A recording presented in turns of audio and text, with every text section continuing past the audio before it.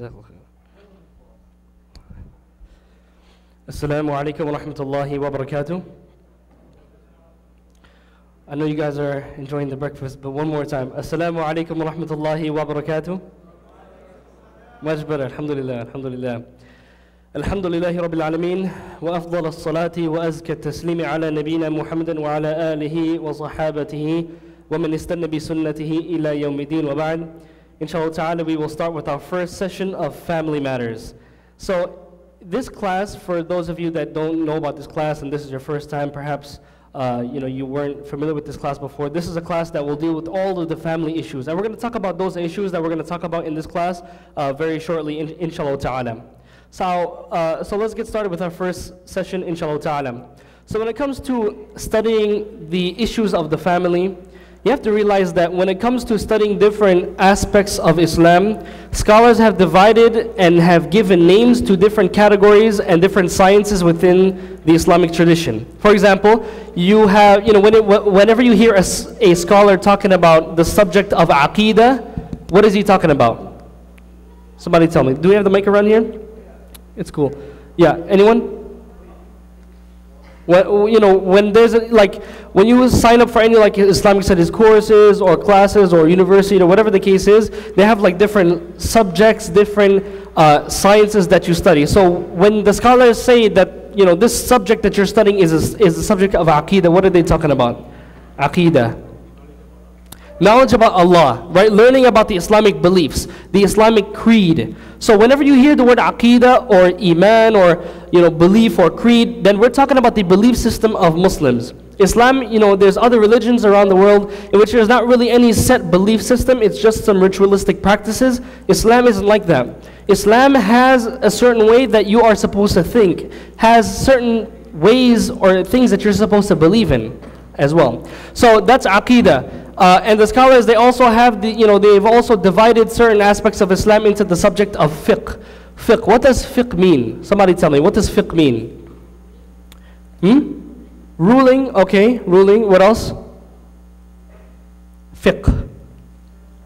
Jurisprudence, right? So whenever you hear a scholar talking about, this is from the matters of fiqh, you know that he's talking about the matters of jurisprudence, the halal and the haram, what is permissible, what is not okay to do, right? So inshallah ta'ala, we're going to be studying the subject of fiqh. So you know that in this course, we're primarily not going to be speaking about any belief systems. We're not going to be speaking about what Muslims believe in. We have other courses for that. This course is specifically dealing with the familial relationships between Muslims. So you as a son, this course is addressing you. You as a father, this course is addressing you. If you're looking to get married, this course is addressing you. If you're if you're already married and you want to find out about the rights between you and your spouse, this course is for everybody sitting here, because in one way or another, we're all involved in family, like I said, in one way or another. So when it comes to fiqh, when it comes to jurisprudence, Islamic jurisprudence, there's different aspects of that science of study. Number one, you have the fiqh of worship. Whenever you study fiqh, whenever you study a book of fiqh, whether it be through a madhab or whether it be through a book of hadith, inshallah ta'ala, as you guys can see on the syllabus, we're going to be studying Bulugh al-Maram. Bulugh al-Maram is a book of a hadith that deal with the fiqh rulings. So Bulugh al-Maram, I'm pretty sure you can find it in the office, you can find it on sale in the office. It's a very good book. Many of our courses here at FCAD is, they're based on Bulugh al-Maram by Ibn Hajar al-Asqalani rahimahullah ta'ala. So we're going to be studying fiqh from this book, and you guys will see we're going to mention the ahadith from that book. So whenever you study fiqh, whether it's whether it be from Bulugh al-Maram or any other book or from a madhab or from a sheikh, when the sheikh talks about the fiqh of worship, he's speaking about tahara, purification. He's speaking about salah. He's talking about the prayer. He's talking about zakah. He's talking about siyam, fasting, and he's talking about hajj. So these are the general things that you study when you study the fiqh of worship. Now when it comes to the fiqh of financial dealings, Kitabul Buyu', this is when you study all of those financial dealings. When it comes to being in a business, when it comes to buying and selling, all of those matters related to money and finance and buying and selling, all of those things are, they are comprised under the fiqh of financial dealings. The other aspect of fiqh, in which we're just dividing the different aspects of the science of fiqh when you study fiqh. So we spoke about the fiqh of worship, the fiqh of financial dealings. There's also the fiqh of the family, and that's what we're going to be dealing with in this course, inshallah ta'ala. And there's also the fiqh of judgments when it comes to crimes, when it comes to punishments.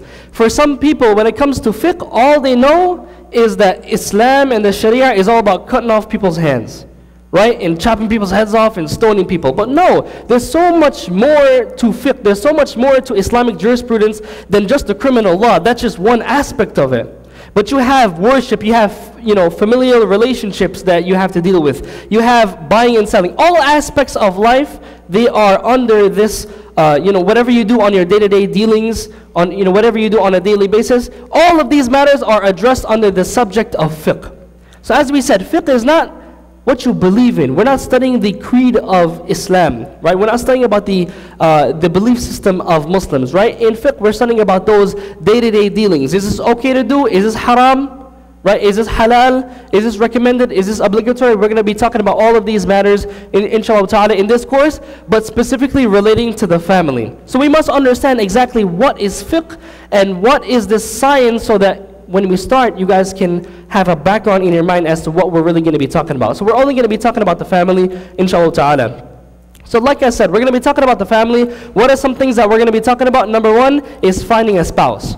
How does the family start? You got to get married. You have to have children. That's how a family starts. Now there's a lot of brothers and sisters, they're looking to get married, but they don't know how to do it.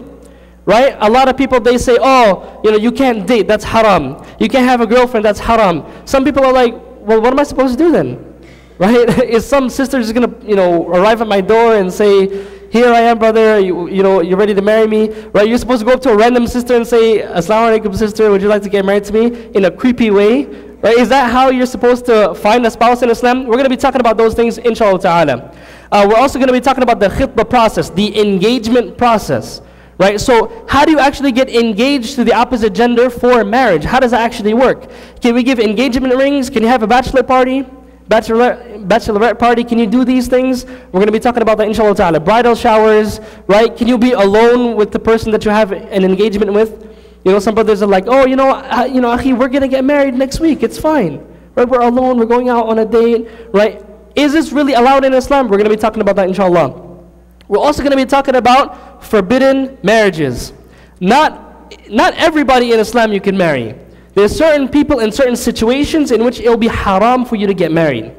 So there's certain people in your life right now that it'll be haram to get married. And the big issue is, can Muslims get married to non-Muslims? That's a big issue.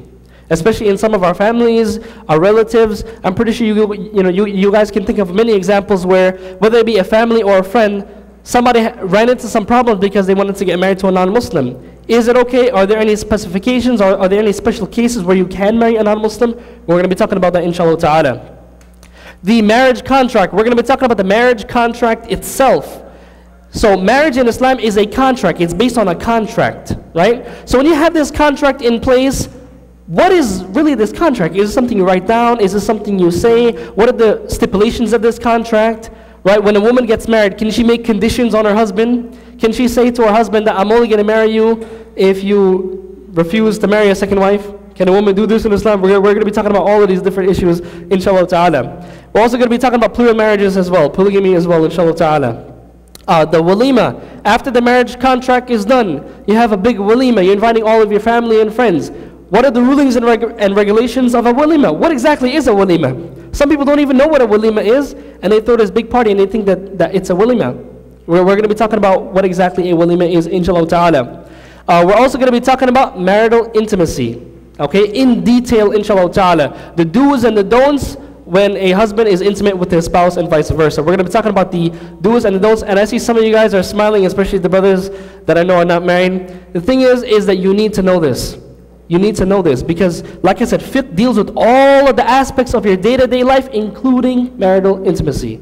So we're going to be talking about that, inshallah ta'ala. We're also going to be talking about spouse rights. Some people, they think that a Muslim wife, she's oppressed, she has no rights, she can't do anything. It's pretty much the husband calling all of the shots, and she has no say in anything. So this is a misconception that a lot of people have when it comes to marital rights between the husband and the wife. We're going to be talking about all of these different issues, inshallah ta'ala. We're also going to be talking about parenting. So after you've gotten married, kids are on the way, you've been married for a few years and you have little children, you have teenagers. How exactly do you get them motivated to practice Islam? How do you raise them in a proper way so that Allah subhanahu wa ta'ala, when He asks you about how you raise your children, so that you can answer those questions in a proper way? Right? What are the do's and don'ts when it comes to parenting? And also marital discord. Right? This is a reality. In Islam, divorces may happen. Right? When you get married to somebody, some people, when somebody gets married, they say, they meant to be together. They meant to be together. Yeah, they meant to be together, but they may also be meant to separate. Right? And only Allah subhanahu wa ta'ala knows about what will happen in the future. Right? But this is something that might happen if you're married. You have husbands and wives, they've been married for years, 10 years, 20 years, 30 years. Sometimes you hear about people in their 50s and 60s getting divorced. And you've been married for like 20 years. What happened? So it is a reality, and we're going to be talking about how to do it in the right way. So in the event that divorce has to happen, how exactly is that to be done? Because some people, some brothers and sisters, they get married, they get divorced, and that's it. They go away with all of the money, the entire apartment. They kick the other person out, right? Run away with all the house and the kids and everything. What are the rulings and regulations when it comes to divorce? So we're going to be talking about all of these things, inshallah ta'ala. So let's start up right away, inshallah ta'ala, and let's talk about the marriage, the nikah. Now, when it comes to marriage, this is the first thing that we're going to talk about when it comes to family matters. All of these family matters, they all start with the nikah. Because without the nikah, you can't have a husband and wife. Without the nikah, you can't have the children in a halal way, right? So when it comes to the whole family, it all starts with that nikah. So when we talk about nikah, a lot of people, we all use this word, right? Whether you've been Muslim for a week or two, a couple months, you already know what the word nikah is. You've heard it. Muslims have said it. All of the young brothers and sisters, they're talking about it. Nikah. What exactly is nikah? So let's talk about that, inshallah ta'ala. Now, before we talk about nikah, before we talk about exactly what it is, I want to mention a verse in Surah Al-Rum, verse number 21. Allah subhanahu wa ta'ala, He tells us about the whole concept of marriage. Now the thing is especially in the West, we have like a warped view of marriage, right? Some people, they believe that when I get married, I'm going to be anchored down, I can't do anything, right? Like my life is over, I can't do anything, I'm going to lose all of my freedom, right? Some people, they have this negative perception of marriage. And a lot of people, what they do is that they're not eager to get married. Like I remember a while ago, I asked a brother, he's a couple years older than me, like 24, 25. Right? And that's the age, you should be looking to get married, right? So I'm like, bro, do you have any marriage plans? And he's like, no. I'm like, are you looking? You have any plans for it? He's like, no, I don't have any plans for it, for a long while. And then I'm like, why? Because some people, it may be school or work or something that they're trying to do before they get married. He's like, no, I'm just, I don't know. I don't know if marriage is for me. Like he said that, right? He didn't have that eagerness to get married. Maybe it's a physical problem, maybe it's some problem that he has, and that's valid. But at the same time, it's very widespread that people have this perception of marriage, that it's going to be terrible, and my life is going to be over. But what Allah subhanahu wa ta'ala tells us in the Quran is very different about marriage. Allah subhanahu wa ta'ala, as I mentioned in Surah Al-Rum, Allah Azza wa Jalla, He says, وَمِنْ آيَاتِهِ, and from His signs. Now Allah is going to talk about marriage, and He says that it's from His signs. It's from the proofs and evidences of the Creator. It's from the signs that He is there, that you must fear Him, that you must obey Him. وَمِنْ آيَاتِهِ أَنْ خَلَقَ لَكُم مِّنْ أَنفُسِكُمْ أَزْوَاجًا.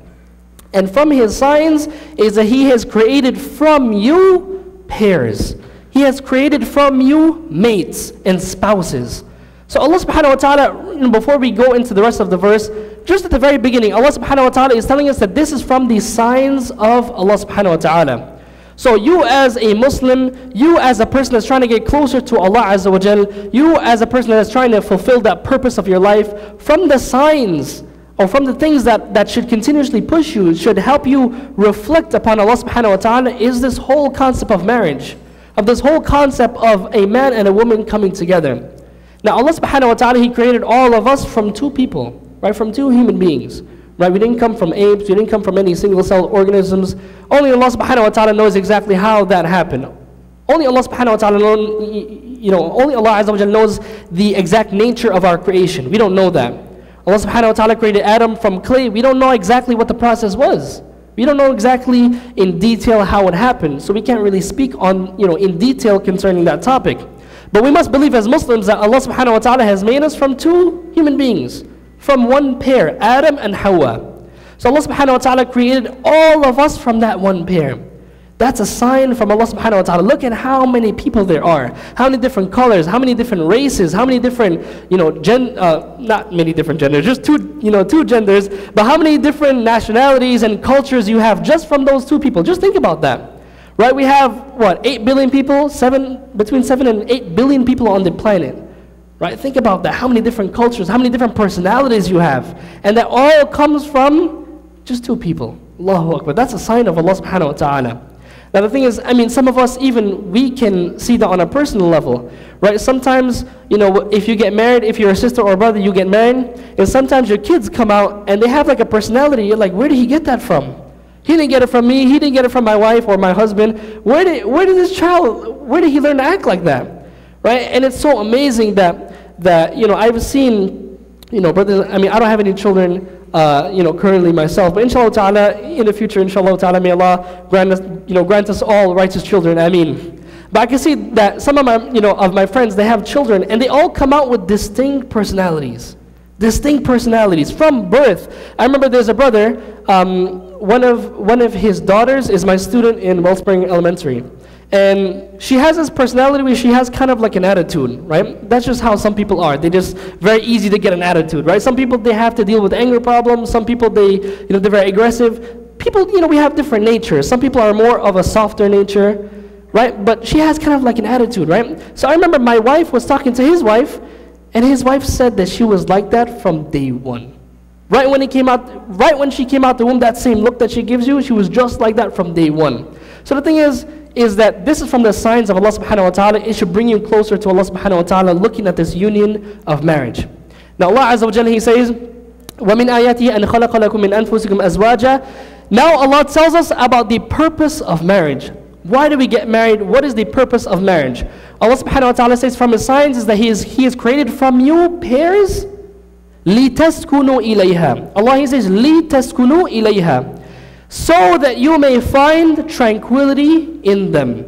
So your spouses that you have, you should find tranquility in them. This is the reason why you come together in marriage. Not to ruin your life, not to make you miserable, or not to anchor you down, meaning that there should be some more tranquility that you didn't have before that. There should be like an improvement to your life. Right? That other pair that you're going to have in marriage should complement you. Right? Should make your life better. And that's why Allah Azza wa Jalla, He tells us in Surah Al-Baqarah that your spouses, Allah Azza wa Jalla says, هُنَّ لِبَاسٌ لَكُمْ وَأَنْتُمْ لِبَاسٌ لَهُنْ, that they are garments for you and you are garments for them.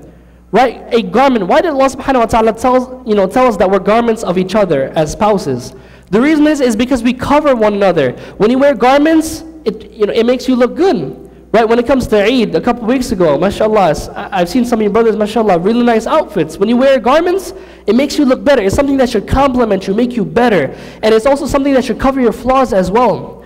Right? So garments, if you think about why we use garments and what are the benefits of our clothing and garments, then you realize how beautiful this union is of marriage. So Allah subhanahu wa ta'ala, He says, لِتَسْكُنُوا إِلَيْهَا. And this lam in the ayah, if you review the verse in your mushafs at home, you're going to find that when Allah Azza wa Jalla, when He says لِتَسْكُنُوا إِلَيْهَا, He mentions the lam al-ta'leel. Now in Arabic language, the lam al-ta'leel, you're going to find it when you look at the verse, inshallah. Lam al-ta'leel shows you the reason of something. For example, if in Arabic I say ذهبت إلى المسجد لأصلي, I went to the masjid لأصلي, to pray, that lam shows the purpose of that action. So if I say I went to the masjid لأصلي, I went to the masjid for nothing else but to pray. Allah Azza wa Jalla tells us that He has brought us together لِتَسْكُنُوا إِلَيْهَا, so that you may find tranquility in your spouses. That's the whole premise of marriage. That's the whole basis of marriage. And so it's so that you can have that tranquility in your life. Not to bring you down, not to make you miserable. Then Allah subhanahu wa ta'ala mentions two things that if you stick with these two things in your marriage, if you have these two things in your mind before getting married, your marriage will be a success, inshallah ta'ala. وَجَعَلَ بَيْنَكُمْ مَوَدَّةً وَرَحْمَةً. And He has placed between you mawadda, love, and rahmah, and mercy. So marriage in Islam is something that's based on not just love. You know, some people, they just fall in love with somebody and then that's it. Marriage is not just based on love, right? But it's mawadda and rahmah. It's love and it's mercy. Now, mawadda is a type of love, right? Mawadda is a type of hub. And we're going to talk about that inshallah ta'ala.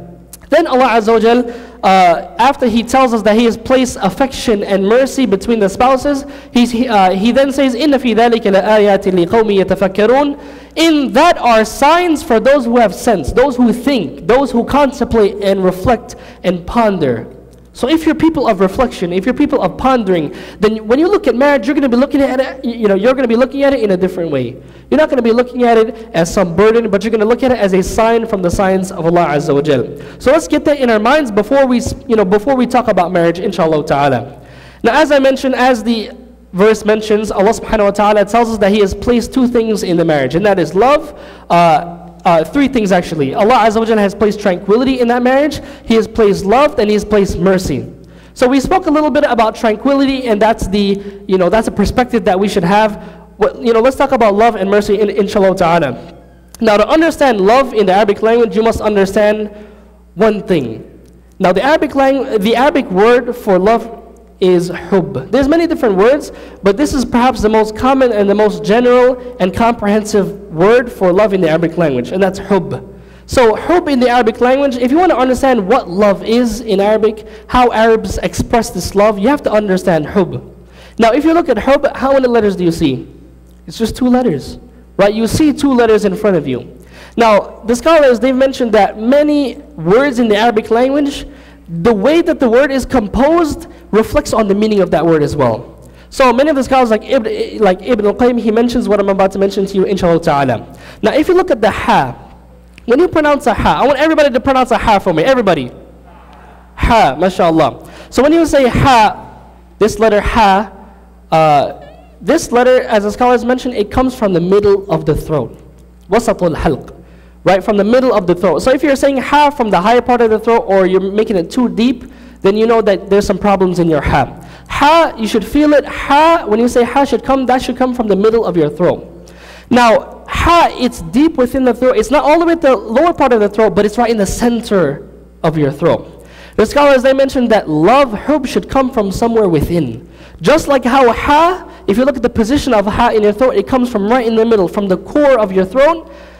Love should come from something that's inside, right? Love should come from inside, meaning that love should not be something that's just superfluous. Love should not be something that's shallow, right? Love should be something that is within. Nobody can force you to love, right? Nobody can make you love somebody. That should be something that comes from deep within inside of you, just as how ha comes from deep within that throat in the middle. And then we see the letter ba. Now, ba, what are some characteristics of ba that can help us understand love? Now, ba, I want everybody to say a ba. Everybody. Ba, mashallah. Ba, if you notice, ba is a lot easier to say than ha. Ha comes from all the way in the middle of the throat. Ba comes from just a pop on the lips, right? Ba is just like B in the English language. So when you want to say ba, it's very easy. It's something that's easily expressed. It's something that's very simple. It's something that's very subtle, and it doesn't take a lot of effort. In other words, love should be something that comes from deep in your core, from your heart, but love should also be easily expressed. Right? A lot of people, they say, oh, I love you, but they don't express it in any way. If somebody wants to tell you that they love you, but they don't want to express it in any way, is that a true sign of love? Can you say that that person really loves you? Absolutely not. And a lot of people, they say that, they love spouses, they love their friends, they love their siblings. But what a lot of people say is that they love Allah. Right? They say that they love Allah. Now, one of the signs of a person having true love of Allah subhanahu wa ta'ala is by following His Messenger sallallahu alayhi wa sallam. That's why Allah subhanahu wa ta'ala, He says, قُلْ إِن كُنْتُمْ تُحِبُّونَ اللَّهَ فَاتَّبِعُونِي. Allah, He says, say to them, O Messenger sallallahu alayhi wa sallam, if you truly love Allah, if you love Allah, then follow me. يُحْبِبُكُمُ Allah. Allah subhanahu wa ta'ala will love you. So that's a true sign of love, is that you exemplify that love into actions. So really think about it. If you're saying that you love somebody, if you love your spouse, but you're not doing anything that should show that love, you're always angry, you're always harsh and stern to your spouse, right? That's not a loving relationship, right? You want to have a loving relationship, and your love should be something simple. Should be, something that's very subtle, something that's very common, easily expressed all of the time. So when you understand these two letters and their relationship together in the Arabic language, you're going to understand the meaning of love. So this is why the Arabs, they use this word hub, and the scholars, they've mentioned this benefit. Like I mentioned, Ibn al-Qayyim al-Jawziyah, he mentions this benefit as well. Now, the seat of love, like we said, love should come from somewhere that is deep within. Now, love comes from the heart, right? It's one of the actions of the heart. In Islam, we have many different types of actions. You have actions of the limbs, like, for example, salah or giving charity. You have actions of the tongue, such as the shahada, and the whole, it also has implications on the heart and the limbs. But there's actions of the heart as well. Now, we worship Allah subhanahu wa ta'ala with all three of these things. We worship Allah subhanahu wa ta'ala with our tongue, we worship Allah subhanahu wa ta'ala with our limbs, and we worship Allah subhanahu wa ta'ala with our hearts as well. Now, love is an act of worship that you should be having for Allah, right? If you don't have love for Allah subhanahu wa ta'ala, you're not having that, you're not worshiping Allah subhanahu wa ta'ala in that way. Somebody give me some other examples of the actions of the heart. We said love is one of the actions of the heart, one of the acts of worship of the heart. What else? Yeah. Forgiveness, okay, good. Forgiveness of others, that comes from your heart as well. Excellent, right? What else? Intention, good. That's something in your heart. What else? Good. Okay, taqwa, excellent. What else? Iman, good. Iman, there's an element of Iman that's in the heart. What else? There's a lot. Love, good. We said love. What else? Istighfar, okay, istighfar is on the tongue and it manifests itself in leaving off the sins, but it's also something that has to do with the heart, but something that's generally in the heart. What else? Desire, good. Desire, the raghba to worship Allah subhanahu wa ta'ala, that's an act of worship as well. Niyyah, good. We've mentioned the intention. What else? Fear. Fear is something that first and foremost takes place in the heart. Then it translates into actions. Then you act upon that fear. Also, let's mention a couple more. You have hope. Hope in Allah subhanahu wa ta'ala. Expectation of His reward. That's something that happens in the heart. You have tawakkul. Trust in Allah. That's from the actions of the heart. That's a big part of Islam, is having trust in Allah. But that has all to do with your heart, and then it manifests itself in your actions. But as I mentioned, that has to do with the heart. So let's talk about the heart, inshallah ta'ala. Now when it comes to the heart, in terms of the medical field, I'm no expert in the medical field, but the heart's primary function is to do what? Just to pump the blood, right? Perhaps it has some other functions, but that's the primary function, and that's to pump blood throughout your body, right? Take that blood and make it travel throughout your body at a quick rate. Now, in terms of Islam, in terms of the religion of Allah subhanahu wa ta'ala, Allah Azza wa Jalla tells us about the heart. Allah Azza wa Jalla, He tells us, أَفَلَمْ يَسِيرُوا فِي الْأَرْضِ فَتَكُونَ لَهُمْ قُلُوبٌ يَعْقِلُونَ بِهَا. Allah Azza wa Jalla, He says, have they not traveled throughout the earth so that they will have hearts that they can understand with? Allah subhanahu wa ta'ala tells us that the heart is something that you can have a type of understanding with. So the heart's function in Islam, according to Allah, is not just to pump blood alone. But the heart is also, you should have a type of cognition, of understanding with your heart. Right? There should be some type of perception with your heart. Also, Allah subhanahu wa ta'ala, He says, أَلَا بِذِكْرِ اللَّهِ تَطْمَئِنُّ الْقُلُوبِ. Allah Azza wa Jalla tells us that verily in the remembrance of Allah subhanahu wa ta'ala do hearts find rest. Your heart can find rest. Your heart can be at peace with the remembrance of Allah subhanahu wa ta'ala.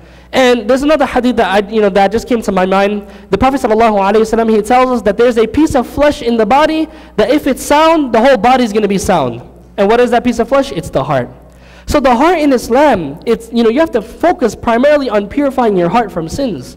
So your heart is not just focused on pumping blood, right? The focus of your heart is not just pumping blood, but it's that whole spiritual relationship that you have with Allah subhanahu wa ta'ala is based on the heart. So as we see, the heart has a lot to do with the way that you think, the way that you feel, and the way that you worship Allah Azza wa Jal. Now, scientifically, there are over 40,000 neurons, nerve cells in the heart, right? Nerve cells, they're in charge of transmitting information, of transferring information, and many different functions. But it has to do with your nervous system, and even scientifically, your heart forms in the fetus, right? The fetus's heart forms before the brain. right? So when you developed in the womb of your mother, your heart developed first, then your brain developed, right? So the heart has a big emphasis in Islam. So as we said, we spoke about love. Now we're going to talk about mercy, inshallah ta'ala. Now, the Arabic word for mercy that Allah Azza wa Jalla uses is rahmah. Rahmah. Now, what exactly is rahmah in the Arabic language? We spoke about what hub is in the Arabic language, explaining the ha and the ba. What exactly is rahmah? Now, the scholars of the Arabic language, they've mentioned that rahmah is encompassed in three things. Number one is gentleness. So when we talk about mercy, what exactly is mercy? Because it's very easy to say, I'm a merciful person, right? But can you say that you're a gentle person? Allah tells us that He has placed two things between the spouses in marriage, and that's love, and that's rahmah, that's mercy. So you have to be gentle to your spouse. That's what the marriage is based on, right? Is gentleness. Are you gentle with your spouse? Are you rough with your spouse? Right? You have some sisters who are complaining of their husbands beating them up. Right? This is a fact. A lot of people, they read the verse in the Quran where Allah subhanahu wa ta'ala tells the husbands to beat them, right? وَضْرِبُوهُنْ, and beat them. Does it mean that you can just, UFC on your wife and just, act as if you're in the octagon and wrestle your wife down and beat it to a pulp? It doesn't mean that. We're going to talk about that, inshallah ta'ala. But you need to, Allah Azza wa Jalla tells us that in your marriage there should be rahmah, there should be that mercy, that gentleness. Right? How can you have that mercy if you're being harsh towards your spouse? Also, compassion, right? Having some empathy, having some compassion, having some feelings toward that person. Try to understand how would that person feel, right? So, rahmah, the second aspect of rahmah is compassion, and also forgiveness, right? A lot of people, right? You want to say you have rahmah, but you forgive people when they make mistakes, right? Especially between spouses. Right? You need to have that rahmah. Your relationship should be based on forgiveness. That, as a husband, my wife made a mistake, she's human. She's apologizing, let me forgive her. As a wife, your husband makes a mistake, and the same thing, you have to have that forgiveness. So when we understand rahmah, when we understand forgiveness, it's very easy to forget what that actually means. But in these three things, if you keep these three things in mind, inshallah ta'ala, then you will understand what rahmah really is in the Arabic language. Also, all of the rahmah that we have towards each other, these are all examples of the manifestation of the rahmah of Allah subhanahu wa ta'ala. Whatever we have of blessings is from Allah subhanahu wa ta'ala. Allah Azza wa Jalla tells us, وَمَا بِكُم مِّن نِعْمَةٍ فَمِنَ اللَّهِ. Whatever blessings you have, it's from Allah subhanahu wa ta'ala. So the thing is, the Prophet sallallahu alaihi wasallam, he tells us in this hadith that Allah Azza wa Jalla has divided His mercy into 100 parts. Allah subhanahu wa ta'ala kept 99 parts for Himself, and He has sent down to this world only one part. And the Prophet ﷺ tells us that from that one part of Allah's mercy, that 1% of Allah's mercy, all of the creation has some type of mercy to each other.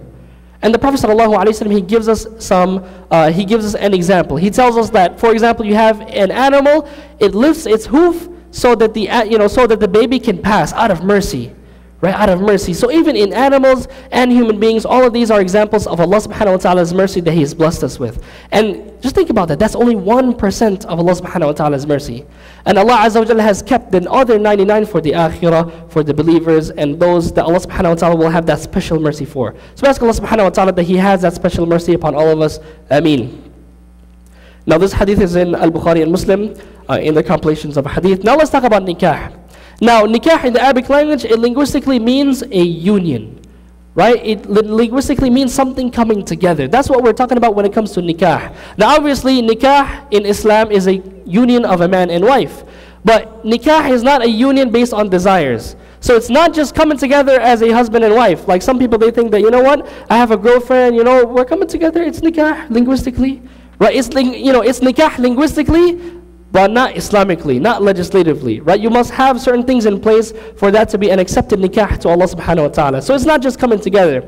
Also, nikah, as we said, it means union, but it's not an absolute union. Don't think that a nikah is something in which you can't separate from your spouse, right? You know that there are some religions and some ideologies in which you can't get a divorce. Once you marry somebody, you tie the knot, that's it, right? It's over. You can't leave that person. It doesn't matter what problems happen. Right? You cannot leave that relationship. But Islam is not like that. There are exit strategies, and we're going to talk about that inshallah. And as I mentioned, technically, The nikah literally refers to that contract that allows the spouses to enjoy one another emotionally, physically, and all of those things that happen between spouses. So that's really what we're talking about when we talk about nikah. It's an actual contract by which two spouses come together. So as I said, we're going to be studying Bulugh al-Maram. The first hadith that we're going to talk about is hadith number 824. Now some of you may be thinking, like, what? Hadith number 824? Like, I don't remember studying hadith number 823. What happened to that? The thing is that as I mentioned, the books of fiqh, they're separated into different categories.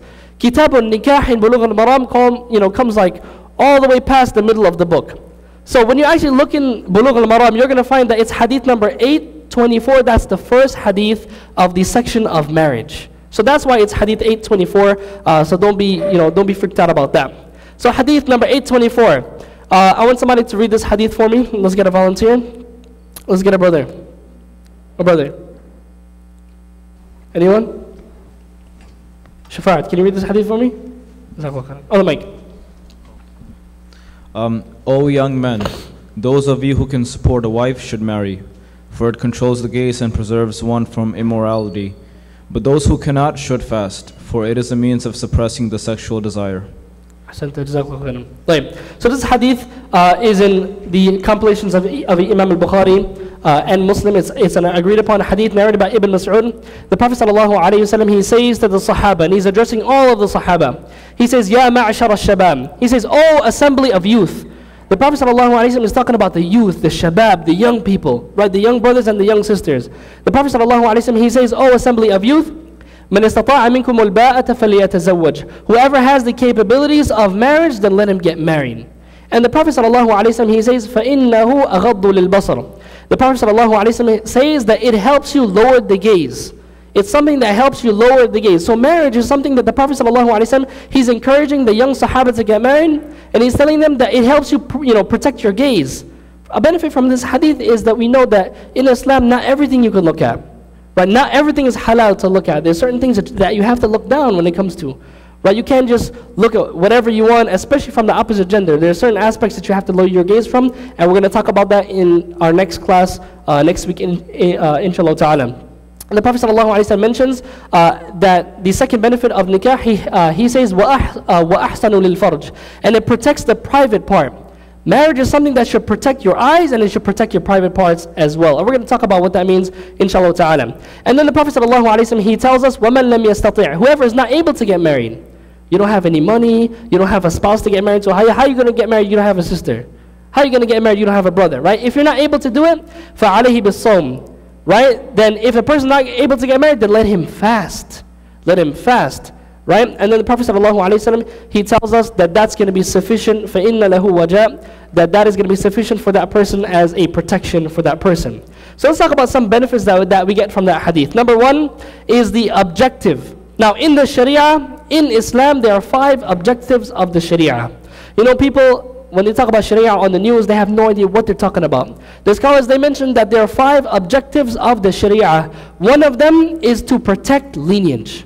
One of the objectives of the Islamic law is to protect your lineage, right? So that nobody can claim that they are your child, that there's not going to be any problems when it comes to your lineage, right? And to protect your honor and your lineage. That's one of the objectives of the Sharia. What are the other 4? What are the other 4? What are some other, what are the 4 other things that Islam, the Sharia, from its goals is to protect? Yeah. Protection of intellect or aql. Good. Protection of aql, right? So we have lineage, we have the nasl and the aql as well, the intellect. Islam wants to protect your intellect at all costs. Okay, what else? Yes. Property, wealth, right? Wealth or property, however you want to translate the word mal. The third thing that Islam wants to protect, that the Sharia from its objectives is to protect, is your wealth, your money, your property, whatever you have under your possession. So these are the 3 things. We said lineage, we've mentioned aql, we've mentioned mal, we've mentioned money. What else? Your deen. Good. In fact, this is the most important one, right? This is number 1 of the objectives of the Sharia, and that is to protect your deen. What else?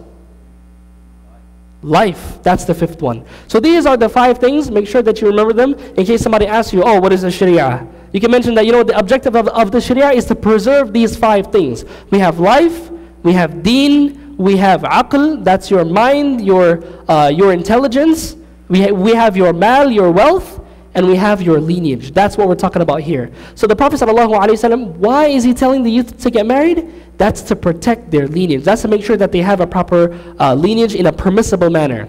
So Islam doesn't want you to get married. Islam doesn't want you to have a bunch of girlfriends and have children with them, and then you abandon them, and then there's a whole load of problems when it comes to inheritance. Is that person an actual child? You have so many people, so many sisters especially, and so many women that they have gotten pregnant outside of marriage, and the guy just runs away. Right? The guy just runs away, and now she has to deal with the whole burden of raising that child. Right? She has to deal with the entire lineage after that. The guy, he has no part in that. But that's not what Islam wants from us. So it's to protect your lineage as well. Also, marriage is an act of worship. There's a principle that the scholars mentioned that whatever the Prophet ﷺ, whatever he commands us with, it's an obligation. That whatever the Prophet ﷺ tells us to do, he says, do this, you must do it. That's the default rule.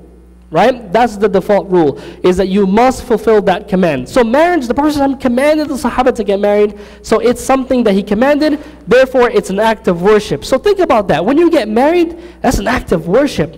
That's the way of you worshiping Allah subhanahu wa ta'ala. So it's not just seeing somebody that you're attracted to and just making the contract and that's it. But it's a way of you getting closer to Allah Azza wa Jal. And the Prophet ﷺ, he specifically addresses the youth. Now it's obvious why he addressed the youth. Right? The youth, the desire of the youth is not like the desire of people who are a lot older. MashaAllah, all of you, brothers and sisters, MashaAllah, have that youth, MashaAllah. So if you're not married, make sure that you have this desire within you to get married, as the Prophet ﷺ commands us.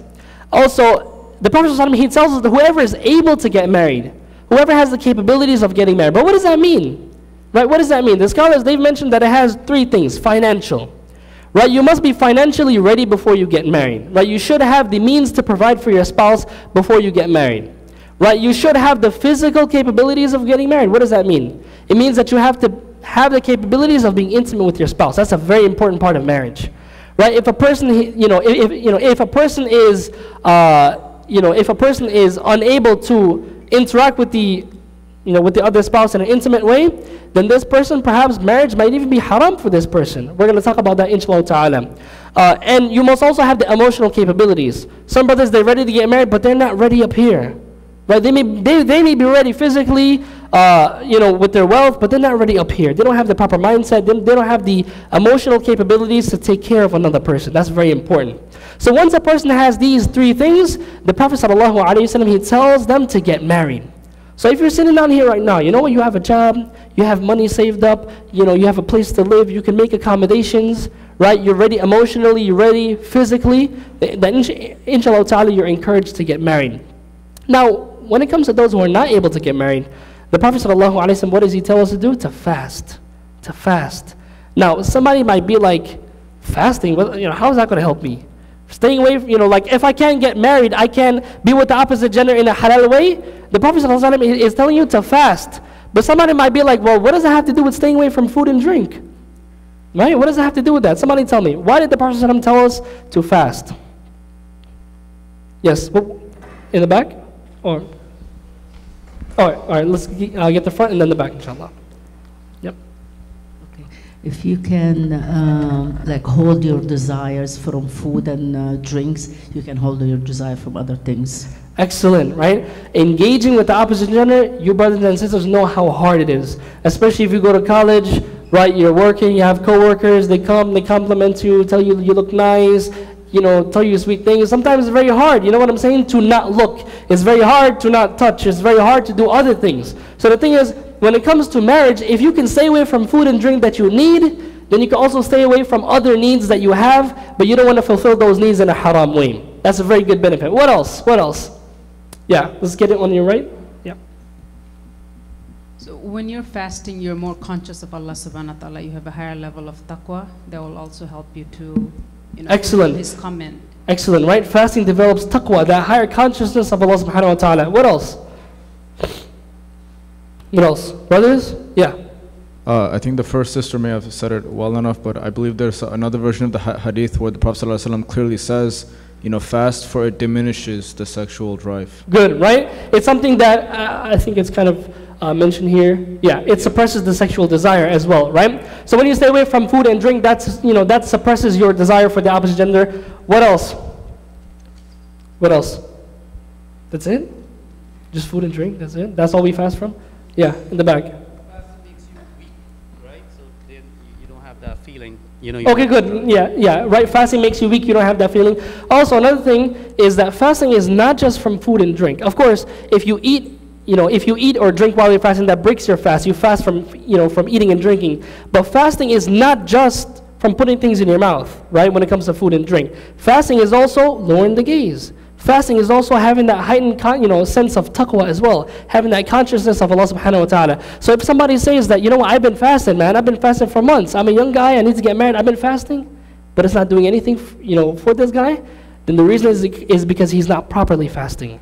He may be staying away from food and drink, but you can't be fasting and indulging your eyes and your senses and all the things that are haram as well. If you're fasting, you should be lowering your gaze as well. If you're fasting, you should be trying to stay away from the opposite gender in a haram way. Right? So fasting is not just about the eating and drinking, but fasting is about developing that taqwa, developing that, that consciousness of Allah subhanahu wa ta'ala that's going to help you stay away from the things that are haram.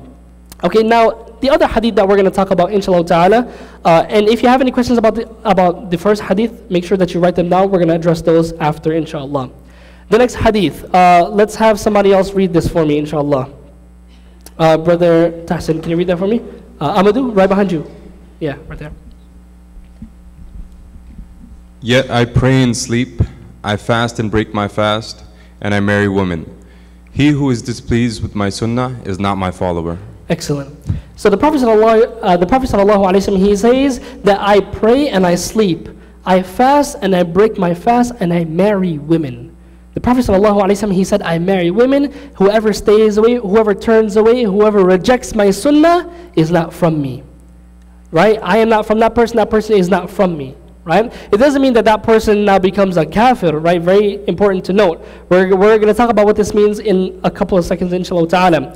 But now this hadith right here, why did the Prophet ﷺ, why did he say that? It sounds like there's a lot more to the story, right? Now, the thing is that the story is that there was a few of the Sahaba. One of them said that, what? I'm going to pray all night, I'm not going to sleep. Right? One Sahabi, he said that, what? I'm not going to marry women at all. I'm going to stay away from marrying women. I'm just going to devote myself to worshiping Allah. And the other guy said, I'm going to fast every day, and I'm not going to break my fast. Now the Prophet ﷺ, he corrected these youth. He corrected these Sahaba. He said that, no, I pray, but I also sleep in the night as well. And what they mean by praying is praying the night prayer, praying the tahajjud prayer. This Sahabi, this young guy, he said, I'm going to pray all night. The Prophet, the Prophet, he said that no, that I pray, but I also sleep as well. And the Sahabi, he said, I'm going to fast, and I'm not going to get, I'm not going to break my fast. The Prophet, he says, I fast and I break my fast as well. There's some days I fast and some days I don't fast.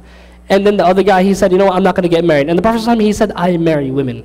I get married. That's something that I do. Whoever turns away from my way, my sunnah, my tradition, then he is not from me. فَلَيْسَ مِنِّي. He is not from me. So let's talk about some benefits that we get from this hadith as well, inshallah ta'ala. Number one, marriage is the way of the prophets. The Prophet ﷺ, he said that I marry women. Now in this verse, right here in Surah Al-Ra'd, Allah subhanahu wa ta'ala, he tells us that he has sent messengers before you, وَجَعَلْنَا لَهُمْ أَزْوَاجًا وَذُرِّيَّةً, and we have made for them wives and children. This is the way of the prophets. All the messengers, well, not all of them, but Allah subhanahu wa ta'ala says to the Prophet ﷺ that we have sent before you messengers, and we have given them wives and children. So it's, don't think that a prophet, that the prophets of old, that they didn't get married. No, they got married. Right? They got married, they had children, they continued their lineage. So marriage is a tradition of the prophets. And the Prophet ﷺ, he says it himself that I get married. Right? What do you mean you don't want to get married your whole life? Right? You want to stay, a bachelor your whole life? No, I get married. I marry women. So Islam forbids monasticism. Now monasticism is this concept of people wanting to just worship God in a monastery, in seclusion, and they don't want to deal with society. That's not what Islam teaches. Right? Islam doesn't want you to just isolate yourself in the masjid and read Quran and make dhikr all day. No, you have to come out. You have to deal with the people. You have to get married. You have to fulfill the rights of the people as well. So Islam is a religion that is balanced. All aspects of your life are addressed by Islam. Now the thing is that what about when it comes to some scholars who didn't get married? Right? What about some scholars who didn't get married in the past? For example, Shaykh al-Islam Ibn Taymiyyah never got married. Okay, never got married. Imam al-Nawawi, he died in his 40s. Some scholars mention he died when he was 45. He never got married. Never got married his whole life. And you find that there are many other scholars that I have not mentioned. They had the opportunities to get married, but they rejected their proposals, and they continued their entire lives, and they died without getting married. What about them? Are they turning away from the sunnah of the Prophet ﷺ? Now, if you look at this hadith, what does it mean that whoever turns away from my sunnah is not from me? The scholars, they mentioned that if somebody deliberately stays away from these things, from sleep, from breaking their fast, if somebody wants to fast all day, and if somebody wants to pray all night and they don't want to give their body the right of sleep, and if somebody wants to stay away from marriage totally, then this person is committing a major sin by doing this. Now, how do we know it's a major sin? The scholars, they mentioned that anytime there's, you find this wording in a hadith, and it says that this person is not my follower, it doesn't mean that this person is now a kafir, but it indicates a major sin. And the proof of this is the Prophet ﷺ didn't tell the Sahaba who did this, he didn't tell them that they're kuffar. He just corrected them, corrected their perception of worship, right? And he told them that whoever turns away from my sunnah is not from me. So you should get married, you should sleep, and you should break your fast. So that's the point of the hadith, is that it's a major sin to do these things deliberately. Now these scholars who did not get married, you have to look at the reasons why they didn't do it. Yeah, these scholars, if you find like Imam al-Nawawi, he speaks in his books extensively about a student of knowledge and the etiquettes of a student of knowledge. And he advises not to get married right away, and not to get married because of the big responsibility of knowledge, and to devote yourself to knowledge entirely. If you look at the life of Imam al-Nawawi, he's one of the most influential scholars in Islamic history, period. But he only died in his 40s. You would think that somebody like that, they lived to their 80s, their 90s, they had a long life of knowledge and teaching, but no, he died in his 40s. His beard is probably barely gray at the time that he died. But pretty much all of us sitting here today, we probably heard his name at least once in our lives. Right? We probably read one of his books or read one of his statements. So these scholars, they refused to get married because of their circumstances, because they would not be able to fulfill the rights of those women that they would get married to. Because remember, the Prophet ﷺ, he tells whoever is able to get married, then let him get married. There are circumstances where you may not be able to get married. Some of these scholars, they're so devoted with knowledge and teaching the people, they have so much responsibilities that if they get married, they're not going to be able to fulfill those, the rights of their spouse. So because of that, they stayed away from marriage. So they didn't stay away from marriage just to, for the same reason that this companion stayed away from marriage, right? They stayed away from marriage because of the huge responsibility that they could not handle. And that's something that we have to accept, that sometimes, if you don't have the capabilities of getting married, sometimes if you get married, you may harm that sister, you may harm that brother, right? So that's something that you have to keep in mind as well. Now, Islam also, from this hadith, Islam acknowledges the desire for the opposite gender.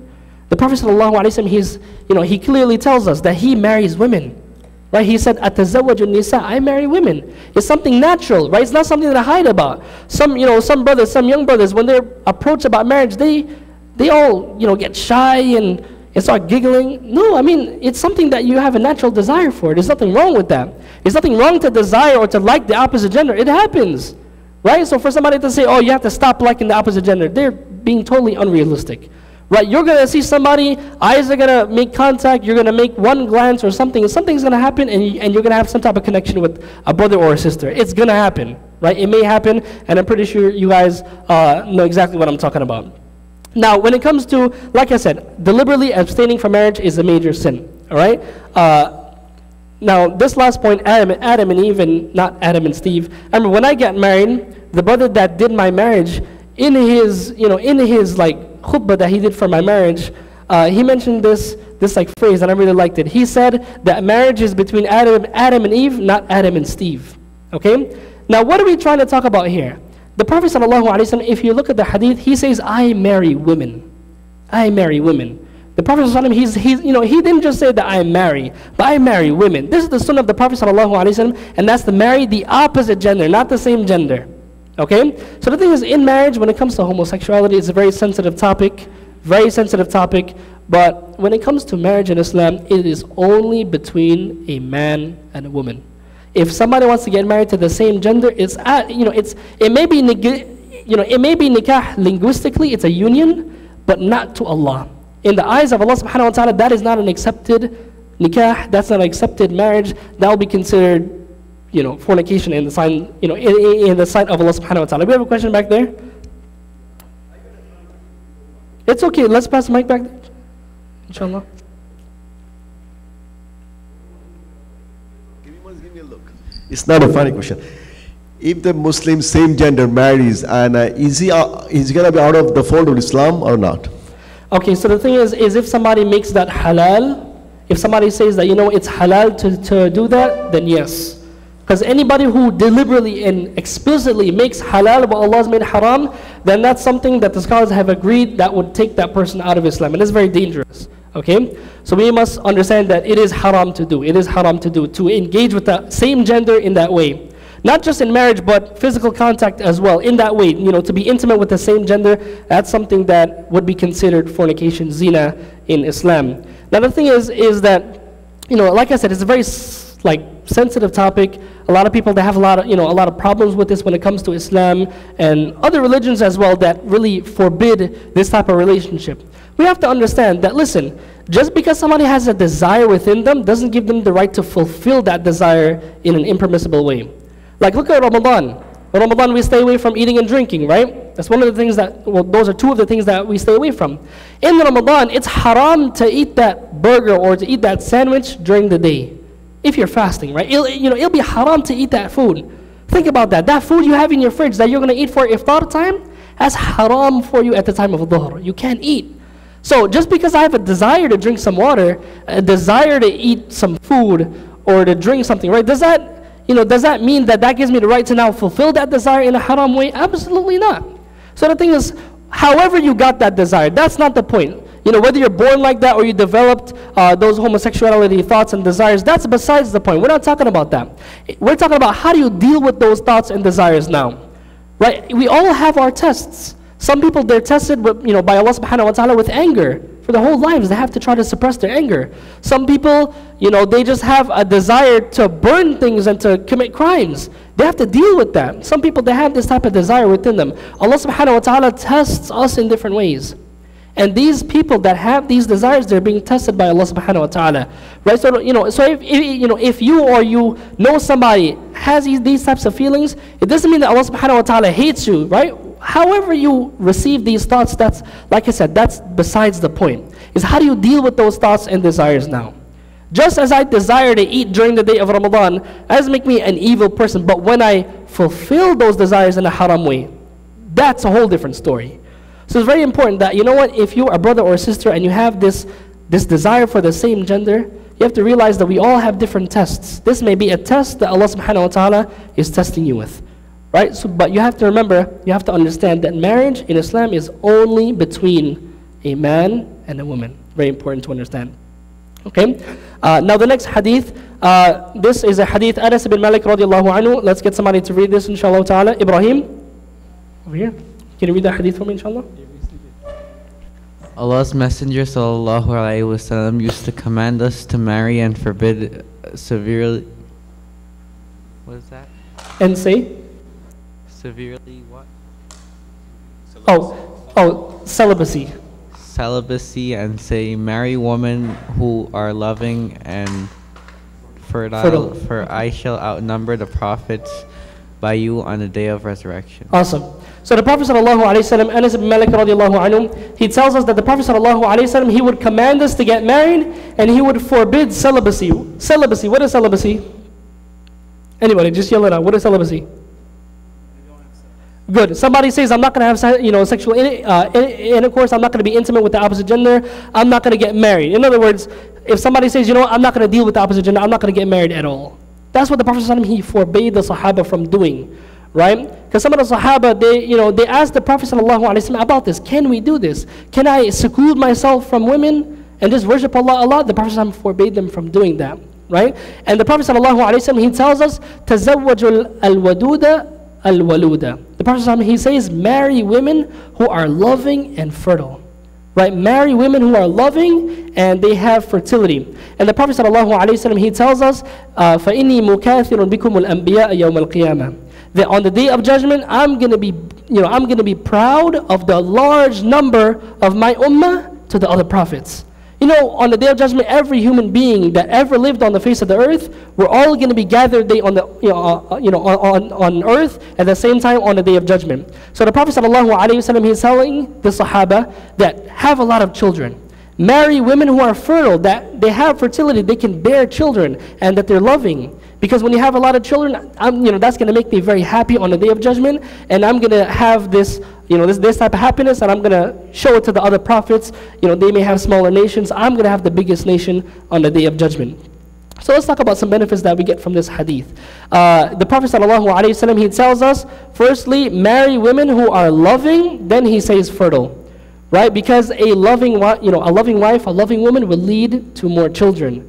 Right? So the thing is if you have that love, you have that mercy between you and your spouse, children will naturally come after that. Right? Children, abundance of children will naturally come after that as well, inshallah ta'ala. Now, this guy, Allah Azza wa Jalla, He tells us in Surah An-Nisa, الرِّجَالُ قَوَّامُونَ عَلَى النِّسَاءِ. Allah tells us that the men are the maintainers and the protectors of women. A lot of brothers, when they read this, they smile. They say, yeah, man, I'm the boss. I get to call the shots. But it's not a privilege. It's a responsibility. It's a responsibility that you're going to be asked about on the Day of Judgment. So the thing is as a husband, as a man, you have the responsibility of creating that love in the home. Right? You have that responsibility of creating love in the home. When Allah created Adam and Hawa, when Allah placed them in Jannah, Allah Azza wa Jal speaks to Adam directly. Allah does not speak to Hawa. Allah Azza wa Jal tells Adam alayhi salam in Surah Al-Baqarah, Allah tells him, وَقُلْنَا يَا Adam. And we said, oh Adam, uskun anta wa zawjuka al-jannah. Allah Azza wa Jal tells Adam, oh Adam, you dwell, you live, you have that tranquility, you and your wife in Jannah. Allah subhanahu wa ta'ala addresses Adam alayhi salam and commands him uskun. One of the meanings of uskun is to have tranquility. So it's the husband's responsibility to create that home of tranquility, to create that home of love. So once the husband creates this environment, he's loving with his wife, he's merciful to his wife, right? He has that tranquility with his wife. That's going to, encourage his wife to be more loving, and in return, there's going to be a lot more children by the permission of Allah subhanahu wa ta'ala. Now the Prophet ﷺ, he tells us, marry women who are fertile. Now the question is, how do you know if a woman is fertile if she never had any kids before? Obviously, if she, she was divorced and, she has a lot of children now from the previous marriage, you know that she's fertile, she has a lot of children. But if you're marrying a sister, she's young, she's never been married before, she's never had any kids before, never been pregnant before, how are you going to know if she's fertile? Anybody? Yeah, let's have the mic up here. From her family? From her family. Right? If she has a lot of siblings, her mom had a lot of children, her aunts have a lot of children, her grandmother had she has a lot of aunts, her grandmother had a lot of children. If she comes from that family that is known for having a lot of children, then this is the second way in which you can know if she's fertile or not. The first way is if she had a lot of children previously, and the second way is by her family. So this is, these are certain things that you should look for in a marriage. And the benefit we get from this hadith as well is that from the goals of the marriage is also to have children. Right? From the objectives of that marriage, what should come from that marriage is to have children.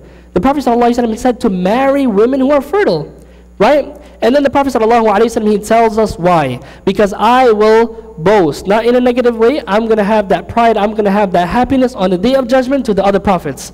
I'm going to show them my nation, and I'm going to have this type of happiness that my ummah is the largest. Now the Prophet ﷺ, he tells us in authentic hadith, this is our next hadith, the Prophet ﷺ tells us that the people of Jannah, that they are 120 rows. The people of Jannah, if you take all of the people of Jannah and you line them up, you can fit them all in 120 rows. And the Prophet ﷺ tells us that from this ummah, from this nation, after he has come ﷺ, and all of his followers, they're going to make up 80 rows out of the 120. Allahu Akbar, think about that. That's about 2/3 of the entire amount of the people of Jannah will be from his followers ﷺ. So you only have about 40, if you do the math, 40 other rows from all of the other prophets. Just think about how amazing that is, that you have that privilege of being in that greatest ummah, and you have that privilege of being a follower of the greatest prophet sallallahu alaihi wasallam. That's a mercy from Allah Azza wa Jal.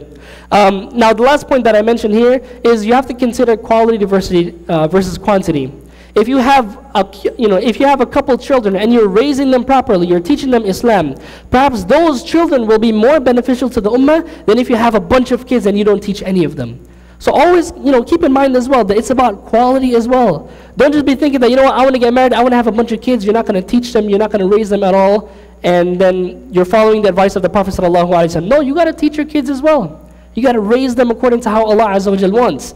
So it's about quality and quantity as well, but don't forget about the quality, inshallah ta'ala. So that's it, inshallah ta'ala. Does anybody have any questions? Questions from the brothers and sisters? Yeah, in the back. Let's get the mic over there. So I just want to clarify, you mentioned earlier that if you're financially, physically, and emotionally capable, you should get married, and it's a command of the Prophet ﷺ. So let's say a brother or sister is meeting those qualities, but they're not getting married. So they're in sin, they're not doing a farad act, or is it a sunnah? Okay, so the thing is the scholars they mentioned, and they differ in terms of the ruling of marriage. Now the thing is that the financial responsibilities primarily go to the husband in Islam. We're going to talk in detail about this when we talk about the rights of the spouses. But the financial responsibility, in other words, finding an apartment, getting a job, working, putting food on the table, that is the responsibility of the guy in Islam, of the husband. That's his responsibility, not of the wives. So when the Prophet, ﷺ, when he says that whoever is able, in terms of financial ability, that's not the responsibility of the wife. So she doesn't need to have any money, period, to get married. The brother does. So the thing is that, if there could be some type of accommodations made between the families to make sure that relationship is halal, then that's amazing. I know of some brothers and sisters, they get married and they don't even move together right away. Right? They don't move in together right away. They stay in the homes because the parents know that you know what, I want to wait till my son finishes school. I want to wait till my daughter finishes school, and then they can move in together. Right? And this is something that you can stipulate in the marriage contract. So I mean, that's my advice for them. They could get married. They could get married. Even if the brother he doesn't have a lot of money, he doesn't really have the complete means to provide for his wife. If there's something that can be worked out, then it'll be permissible, inshallah. Okay? Any other questions? Yeah. In the back?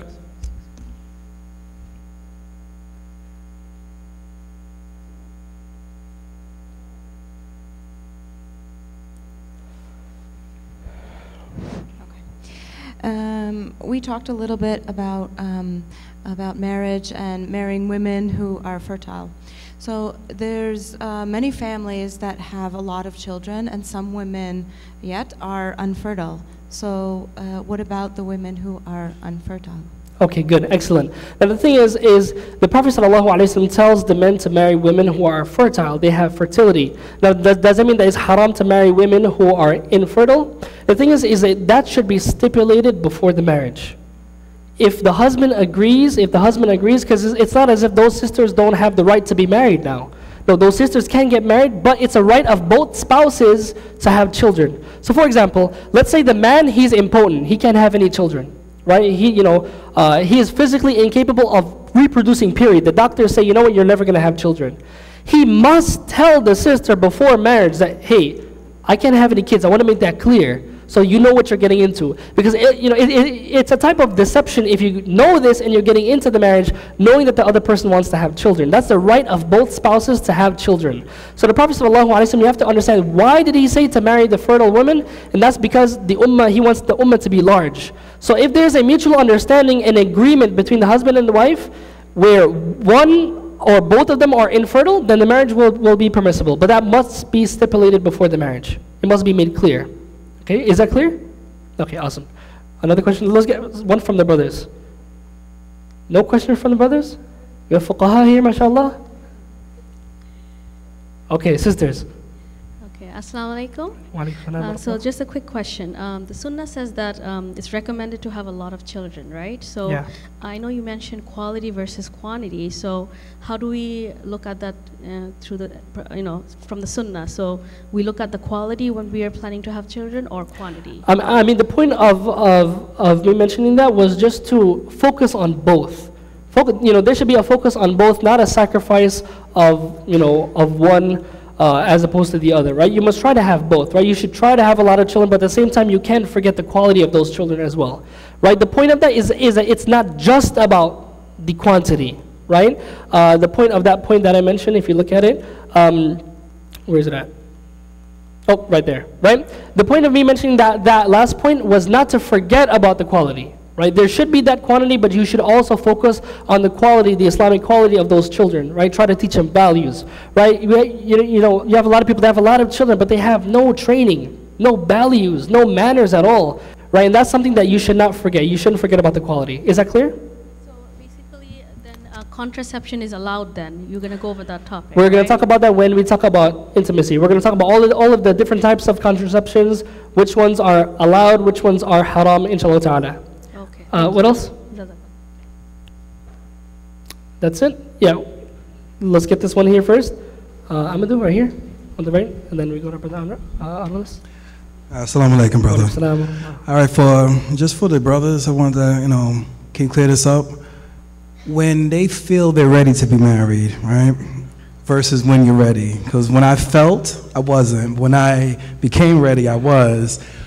What type of conversations do you recommend for brothers who are younger who feel they should be married? So what type of conversations, or who should they really talk to so they can know whether they are truly ready for marriage versus how they feel? Okay, excellent, right? So the thing is that they should speak to an experienced adult. They should speak to somebody who is married, somebody who has experience, to tell them like really what does marriage require of you, right? They should speak to somebody who has experience with, I think this is especially a family member, somebody who's close, somebody who they can trust. It doesn't have to be a sheikh or an imam or something like that, right? It's just somebody who they trust, somebody who can give them some good advice, right? Somebody who can give them some good advice. And it's not one size fits all. It depends on which young guy we're talking about and his particular circumstances, right? But he needs to find somebody who he knows. Like I said, it should be preferably a family member or like a cousin or somebody who's close to him, a good friend that is married that can give him good advice, inshallah ta'ala. But like I said, it doesn't have to be like some lecture he has to go to. No, like impersonal, right? Just informal, just talk to him like you talk to your friends, just be cool about it, inshallah.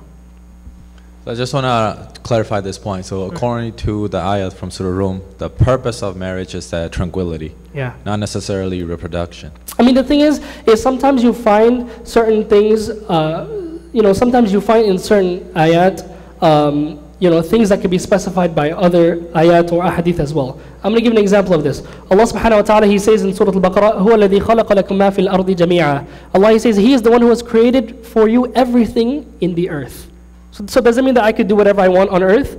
No, you have to look at whether the other ayat say that's haram as well. So the thing is the primary purpose of marriage, Allah Azza wa Jalla, He says, لِتَسْكُنُوا إِلَيْهَا. That's why Allah has brought us together, so that we may find tranquility with each other. But it's through that tranquility that the children come. It's through, that's really the asl. And then you have different things that branch off from that. That's the root of the tree. That's the branch, that's the trunk. And then the branches, you have all of those different things that come with it, inshallah ta'ala. So that's it. We're going to stop here, inshallah. I'm going to give you guys your break. We took a few more minutes to answer the questions and to finish up those last points. So take about 10 minutes, inshallah ta'ala, 10 minutes. We'll come back together, inshallah ta'ala. I see that there's still some stuff left over from the breakfast in the back. Make sure that you don't let that go to waste, inshallah. Jazakumullah khairan. No, it's finished? One more thing?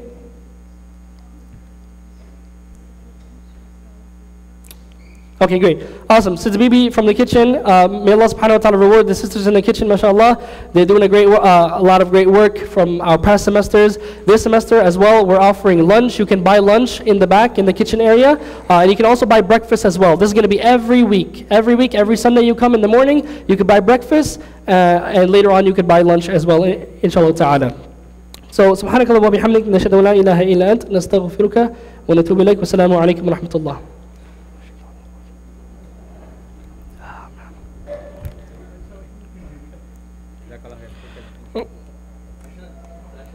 Wa alaykum assalam.